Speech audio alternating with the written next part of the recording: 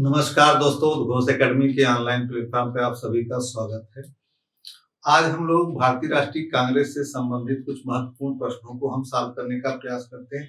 इससे पहले हमने भारतीय राष्ट्रीय कांग्रेस के सभी लगभग महत्वपूर्ण अधिवेशनों को हमने दो भाग में, दो पार्ट में हमने पढ़ाया था। उसे आप देख करके इस प्रश्नों को सॉल्व करने का प्रयास करें। देखते हैं इसके प्रश्नों को हम। पहला प्रश्न है, किसने कांग्रेस को सूक्ष्मदर्शी अल्पसंख्यक जनता का प्रतिनिधित्व बताते हुए उसका मजाक उड़ाया था? इसका आंसर होगा लॉर्ड डफरिन। लॉर्ड डफरिन का कार्यकाल था 1884 से लेकर के 1888।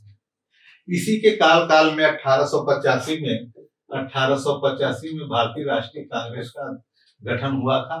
माना जाता है कि लॉर्ड डफरिन के ही दिमाग की उपस्थित कांग्रेस और इन्हीं के मार्गनिर्देशन में भारतीय राष्ट्रीय कांग्रेस का गठन हुआ था।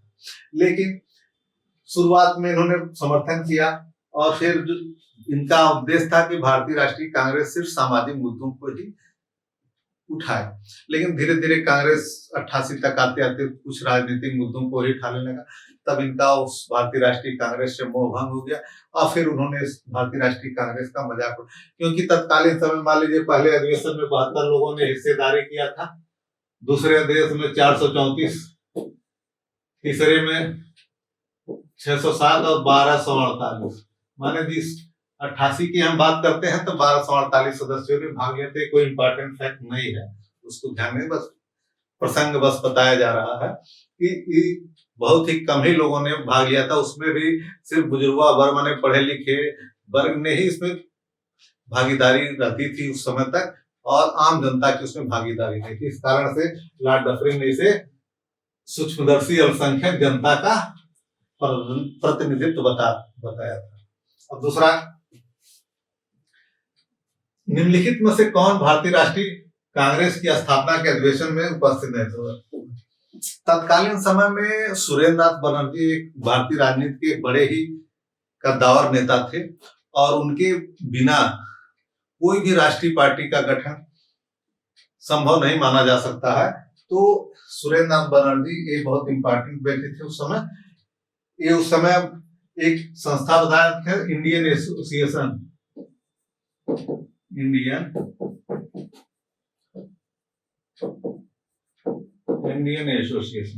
इसकी दूसरी अखिल भारतीय अधिवेशन जो है 25 दिसंबर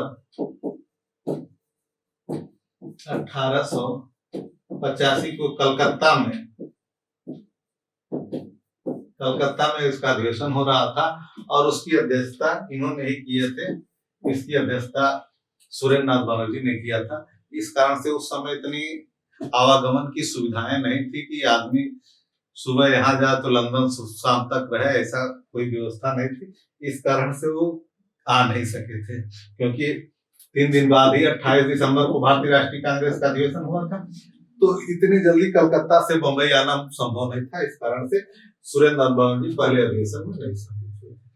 अब आते हैं अगले नेक्स्ट क्वेश्चन के।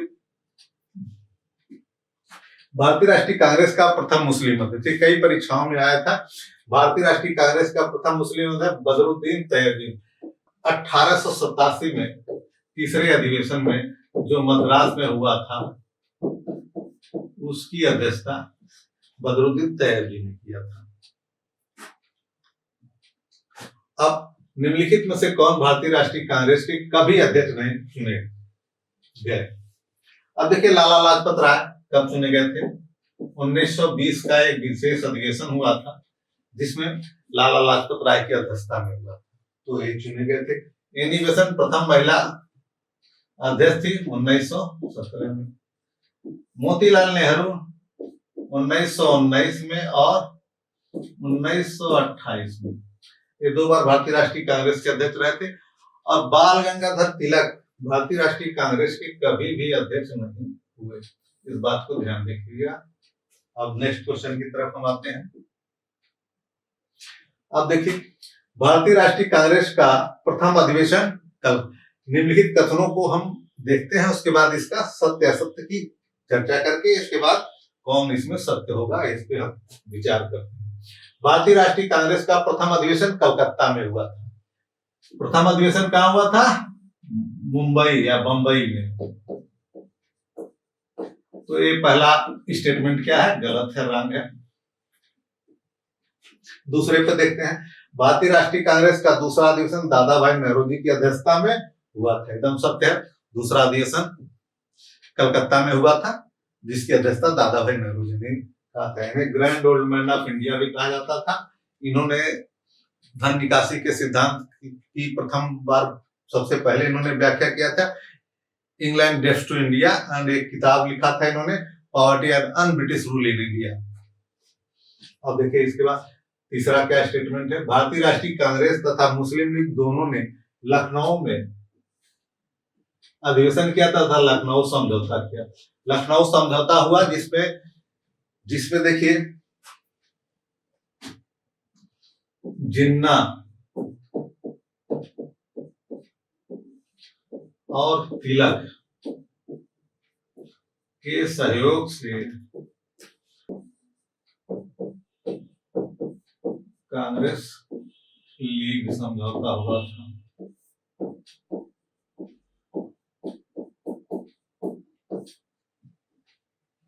जिन्ना और तिलक के सहयोग से कांग्रेस और लीग समझौता हुआ था। 1916 में अंबिका चरण मजूमदार इसकी अध्यक्षता कर रहे थे और लखनऊ में अधिवेशन हुआ था। ये सत्य है। और एक इसी 16 में एक और हुआ था, देखिए इसी 16 में एनी बेसेंट और तिलक के सहयोग से, एनी और तिलक के सहयोग से गरम दल और नरम दल का समझौता आपस में हुआ था। गरम दल और नरम दल एक हुए थे। और इसी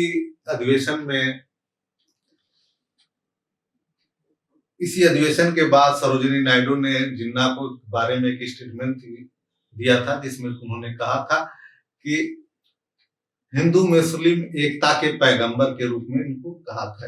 उन्होंने कहा था हिंदू मुस्लिम एकता का पैगंबर जिन्ना को, इस समझौते के बाद। चलिए, तो इसमें दोनों सही है, दूसरा तीसरा सही है, तो ऑप्शन सी सही है इसका। अगला प्रश्न देखते हैं हम। निम्नलिखित में से भारतीय राष्ट्रीय कांग्रेस के किस अधिवेशन में बाल गंगाधर तिलक ने व्यक्त किया था स्वराज मेरा जन्मसिद्ध अधिकार है, मैं इसे लेकर के रहूंगा? 1916 के लखनऊ अधिवेशन में ही इन्होंने यह भी स्टेटमेंट दिया था। यह भी इंपॉर्टेंट है, हमने बताया था। 1916 के अधिवेशन में इन्होंने इस स्टेटमेंट को कहा था। आप देखते हैं किसने कहा था कांग्रेस पतन के लिए लड़खड़ा रही है। मेरी बड़ी अभिलाषा है जब तक मैं भारत में रहूं कांग्रेस की शांतिपूर्ण समाप्ति में सहयोग करूं। ये स्टेटमेंट लॉर्ड कर्जन का है। लॉर्ड कर्जन ने कांग्रेस को समाप्त करने का बहुत प्रयास किया, लेकिन फिर भी कांग्रेस उठ गई। और हर बार लोगों ने प्रयास किया, लेकिन हर बार कांग्रेस नए रूप में आ रही है। अब देखते हैं भारत के स्वतंत्रता प्राप्त के समय निम्नलिखित में से किसने सुझाव दिया था कि भारतीय राष्ट्रीय कांग्रेस को समाप्त कर दिया जाए? ये सुझाव महात्मा गांधी का था। महात्मा गांधी ने कहा था कि भारतीय राष्ट्रीय कांग्रेस एक आंदोलन था जिसमें समाज के सभी वर्गों और सभी पार्टियों ने इसमें हिस्सेदारी की थी। इस कारण से कुछ लोग ही इसकी लाभ न ले सके, इसलिए इस पार्टी को समाप्त कर दिया जाए और सभी लोग स्वतंत्र पार्टी बना करके इलेक्शन लड़े और इलेक्शन में पार्टिसिपेट करें। लेकिन ऐसा हो नहीं सका और ये स्टेटमेंट गांधी जी ने कहा था। अब देखिए, जन गण मन हमारा राष्ट्रीय गान है, पहली बार किस अवसर पर गाया गया था? पहली बार जन गण मन 1911 के कलकत्ता अधिवेशन में रविन्द्रनाथ टैगोर की रचना है और हमारा राष्ट्रीय गान बना था। और इसे सर्वप्रथम 1911 के कलकत्ता अधिवेशन में इसकी गान गाया गया था प्रथम बार। विशन नारायण धर जी इसके अध्यक्ष थे 1911 में, उन्हीं की अध्यक्षता में थी। अगला क्वेश्चन हम देखते हैं, किसने भारतीय राष्ट्रीय कांग्रेस पर प्रार्थना, याचना तथा विरोध की राजनीति करने का आरोप लगाया था? ये आरोप बाल गंगाधर तिलक ने लगाया था। बाल गंगाधर तिलक ने भारतीय राष्ट्रीय कांग्रेस को भिखमंगी पार्टी कहा था और उसने प्रार्थना याचना और उन्होंने कहा था कि संवैधानिक तरीकों से हमें कोई भी फायदा नहीं होगा और संघर्ष करने के लिए मैदान में आना पड़ेगा। ये स्टेटमेंट बाल गंगाधर तिलक। अगला क्वेश्चन देखते हैं, भारतीय राष्ट्रीय कांग्रेस राष्ट्रीय आंदोलन के दौरान निम्नलिखित में किस एक अधिवेशन में कांग्रेस ने मूल अधिकारों तथा आर्थिक नीति का संकल्प वाम पक्ष को संतुष्ट करने वाली प्रमुख रियायतों के रूप में पारित किया था? एक कराची अधिवेशन था। इस कराची अधिवेशन में कराची अधिवेशन कब हुआ था? 1931 में। ये विशेष अधिवेशन था, मार्च में ही हो गया था। इसमें 5 मार्च को फांसी दी गई थी। अरे 23 मार्च को जो है सुबह भगत सिंह को फांसी दी गई थी और उसी के बाद ये अधिवेशन हुआ था और गांधी और इरविन पैक्ट को इसमें अनुमोदित किया गया था और इसी अधिवेशन में मूल अधिकारों का प्रस्ताव 1931 के कराची अधिवेशन में सरदार वल्लभ भाई पटेल इसकी अध्यक्षता किए थे। इसी अधिवेशन में मूल अधिकारों का प्रस्ताव पारित किया गया था और इसी अधिवेशन में गांधी जी ने कहा था, गांधी मर सकता है लेकिन गांधीवाद सदैव जीवित रहेगा। विरोध उनका बहुत किया गया था इसी अधिवेशन में भगत सिंह को फांसी देने के कारण। इसी कारण से गांधी ने स्टेटमेंट भी दिया था और ये आर्थिक मूल अधिकारों का प्रस्ताव कराची अधिवेशन में, ध्यान रहे, सरदार वल्लभ भाई पटेल इसके अध्यक्ष थे। आप देखिए, भारत की स्वतंत्रता के समय भारतीय राष्ट्रीय कांग्रेस का अध्यक्ष कौन था? जे.बी. कृपलानी। जे.बी. कृपलानी जब भारत स्वतंत्र हुआ था तो 1946 से अध्यक्ष थे। 1947 तक, शायद नवंबर तक थे, 1947 तक वो भारतीय राष्ट्रीय कांग्रेस के अध्यक्ष रहे जे.बी. कृपलानी। भारतीय राष्ट्रीय कांग्रेस के किस अधिवेशन में गांधी इरविन समझौता को स्वीकृति दिया था? अभी हमने बताया था कि कराची अधिवेशन में 1931 में गांधी इरविन समझौता को अनुमोदित किया गया था या स्वीकृत किया गया था। इसकी अध्यक्षता सरदार वल्लभ भाई पटेल ने किया था और इसी अधिवेशन में मौलिक अधिकारों के प्रस्ताव को पारित किया गया था और इसी अधिवेशन में गांधी जी ने कहा था, गांधी मर सकता है पर गांधीवाद सदैव जीवित रहेगा, क्योंकि भगत सिंह की फांसी देने के कारण उनको काला झंडा दिखाया जा रहा था जगह जगह उनको रास्ते में। इस कारण से गांधी ने स्टेटमेंट दिया था इसी अधिवेशन। हम अगला क्वेश्चन लेते हैं, भारतीय राष्ट्रीय कांग्रेस का नामकरण किसने किया था? भारतीय राष्ट्रीय कांग्रेस का पहले नाम था इंडियन नेशनल यूनियन, भारतीय राष्ट्रीय संघ। दादा भाई नौरोजी के सुझाव पर इसका नाम कर दिया गया भारतीय राष्ट्रीय कांग्रेस। कांग्रेस उत्तरी अमेरिका से लिया गया शब्द है। पहले क्या था? Indian national union. दादा भाई नौरोजी के सुझाव पे इसका क्या नाम कर दिया?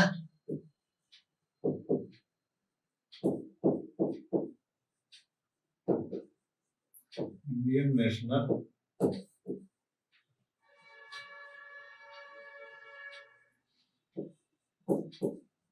दादा भाई नौरोजी। दादा भाई नौरोजी के सुझाव पर इसका नामकरण कर दिया गया भारतीय राष्ट्रीय कांग्रेस।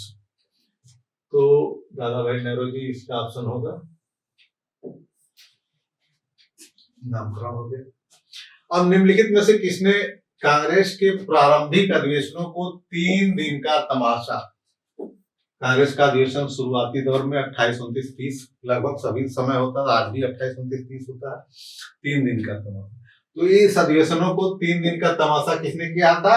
अश्विनी कुमार दत्त ने। अश्विनी कुमार दत्त ने भारतीय राष्ट्रीय कांग्रेस को 3 दिन का तमाशा कहा था।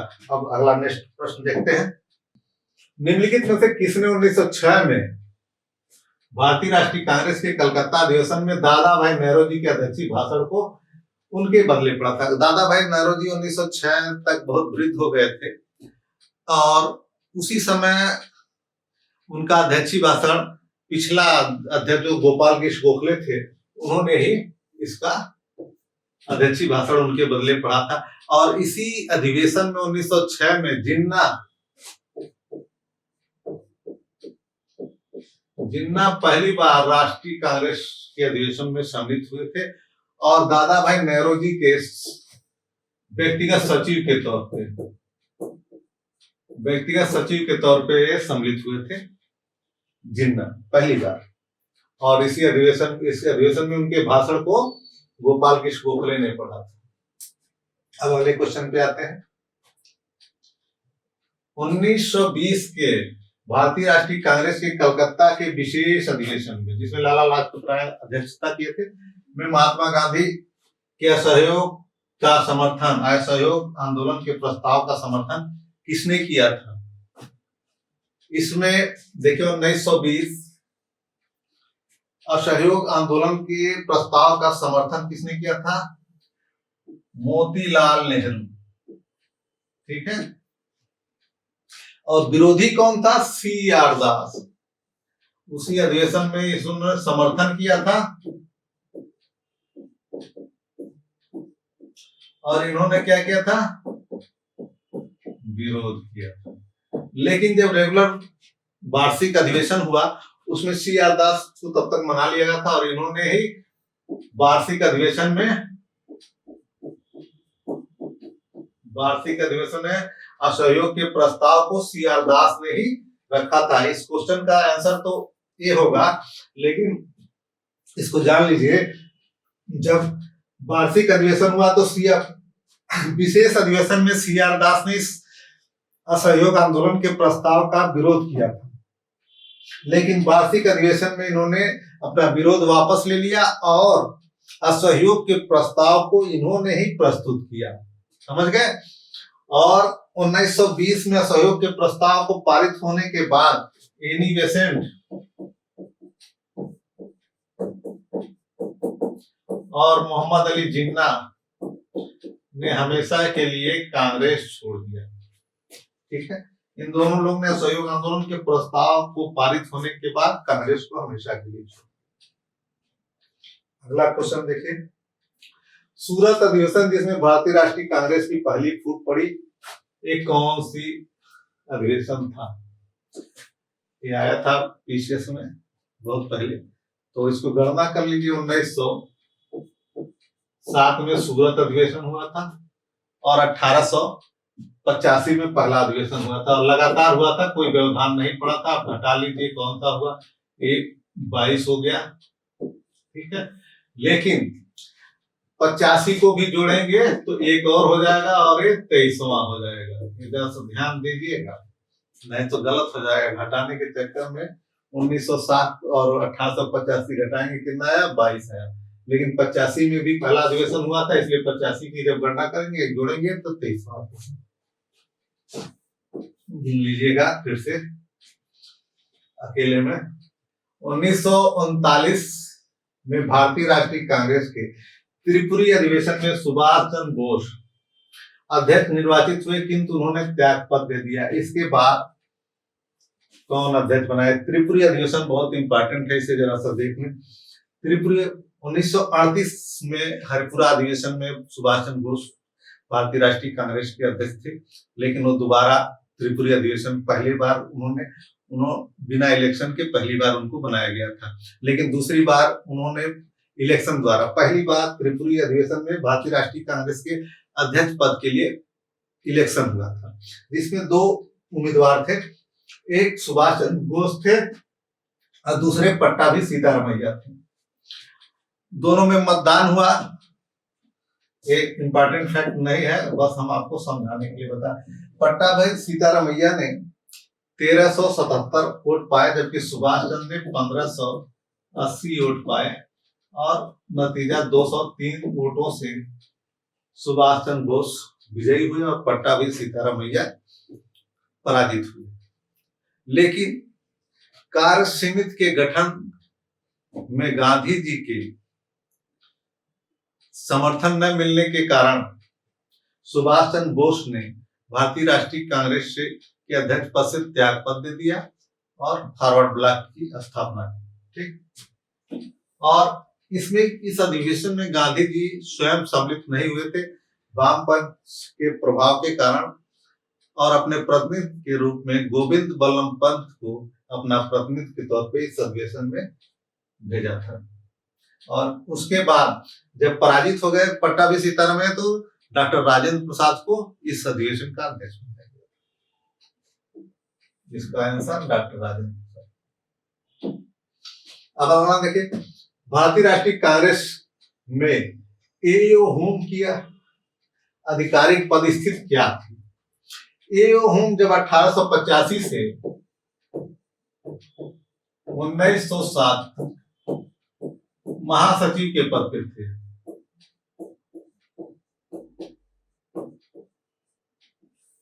महासचिव के पद पे कार्यरत थे, और उसके बाद ये चले गए, और 1912 में इनकी मृत्यु हो गई, और दिसंबर का जो वार्षिक अधिवेशन हुआ था 1912 में ही इनको कांग्रेस का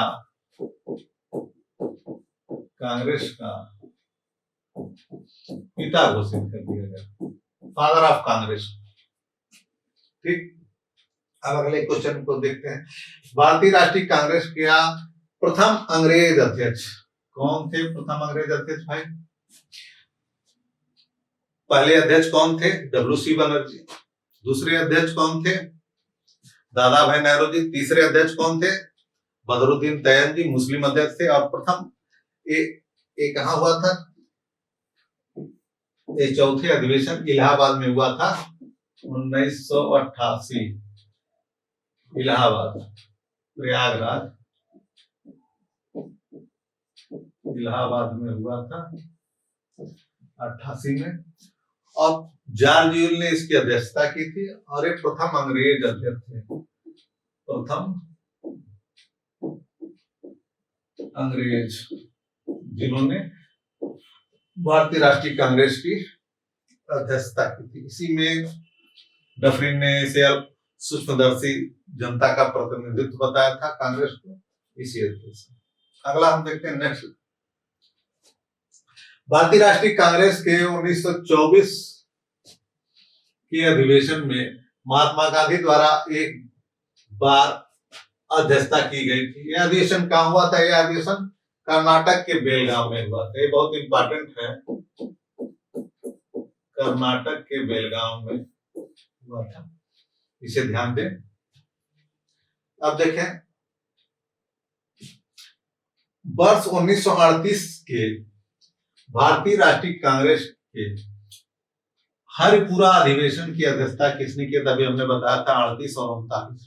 38 में स्वेच्छा से सर्वसम्मत से सुभाष चंद्र बोस भारतीय राष्ट्रीय कांग्रेस के अध्यक्ष बने थे, और 39 में मतदान द्वारा अध्यक्ष बने थे। लेकिन गांधी सरकार समिति के गठन के प्रश्न पर मतभेद होने के कारण गांधी जी के उन्होंने इस्तीफा दे दिया और फॉरवर्ड ब्लॉक की स्थापना की, और 39 में राजेंद्र प्रसाद को फिर अध्यक्ष बनाया गया। 38 में कौन थे? सुभाष चंद्र बोस। समझ गए होंगे आप लोग। अब देखिए, किसने कहा था कांग्रेस आंदोलन न तो लोगों द्वारा प्रेरित था, न ही उनके द्वारा सोचा गया या योजनाबद्ध किया गया था? ये स्टेटमेंट सर सैयद अहमद खान का है। एक कांग्रेस के विरोध में एक संगठन बनाया था, यूनाइटेड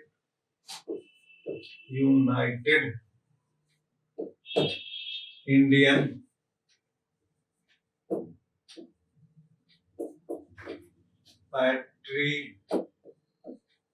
पैट्रियाटिक एसोसिएशन।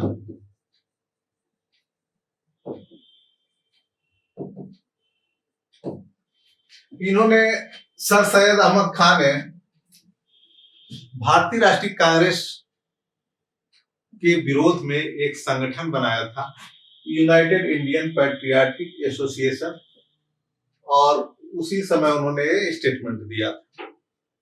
अब इसके बाद अगला क्वेश्चन लगता है दोबारा रिपीट हुआ है, बता ही देते हैं। भारतीय राष्ट्रीय कांग्रेस के विरुद्ध अनुनय विनय और विरोध की राजनीति का दोष किसने लगाया था? ये बाल गंगाधर या बीजी तिलक ने लगाया था। आशा करते हैं इन प्रश्नों से आप लाभ उठाएंगे और भविष्य में आने वाले प्रश्नों का आसानी से आप सॉल्व कर सकेंगे। धन्यवाद आप सभी लोगों का वीडियो देखने के लिए। धन्यवाद।